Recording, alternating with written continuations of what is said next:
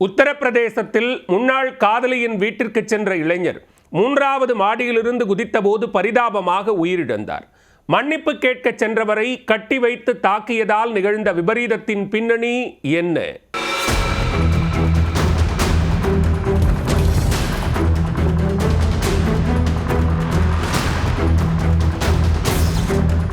உத்தரப்பிரதேச மாநிலம் நொய்டாவைச் சேர்ந்தவர் ஹிதேஷ் ராணா. இவருக்கு அண்மையில் சஞ்சல் என்பவருடன் திருமணம் நடைபெற்றது. இவர்கள் ஒரே வீட்டில் கூட்டு குடும்பமாக வசித்து வருகின்றனர். சஞ்சல் திருமணத்திற்கு முன்பு ரஞ்சித் என்ற இளைஞரை காதலித்து வந்துள்ளார். திருமணத்திற்கு பின்னரும் காதலோடு காதலனுடன் தொடர்பில் இருந்துள்ளார். இது கணவரின் குடும்பத்திற்கு தெரிந்ததும் தம்பதிக்கிடையே தகராறு ஏற்பட்டுள்ளது. இது தொடர்கதையானதால் இளம்பெண் தனது காதலனிடம் கூறி கண்ணீர் சிந்தியிருக்கிறார். இதனிடையே சஞ்சலுக்கு திருமணமானதும் அவரின் காதலன் ரஞ்சித் வேறொரு பெண்ணை காதலித்து வந்தார். இதனால் தற்போதைய காதலியுடன் முன்னாள் காதலி வீட்டிற்கு சென்று அவரது கணவரிடம் மன்னிப்பு கேட்க ரஞ்சித் முடிவு செய்தார். அதன்படி ரஞ்சித் தனது காதலியுடன் சஞ்சல் வீட்டிற்கு சென்றுள்ளார்.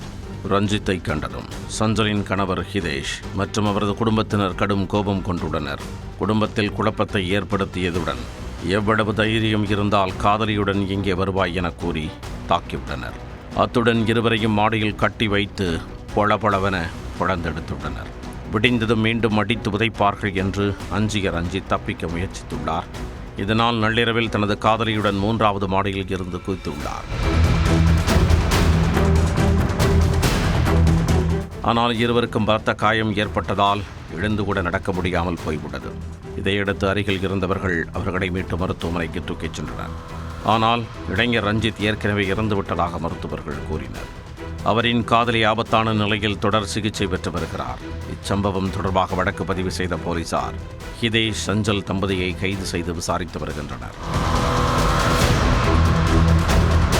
திருமணத்திற்கு பின்னரும் தொடர்பில் இருந்ததால் முன்னாள் காதலி மற்றும் அவரின் கணவரிடம் மன்னிப்பு கேட்கச் சென்ற இளைஞரை கட்டி வைத்து அடித்ததால் தப்பிக்க 3வது மாடியில் இருந்து குதித்தவர் உயிரிழந்த சம்பவம் உத்தரப்பிரதேசத்தில் பரபரப்பை ஏற்படுத்தியது.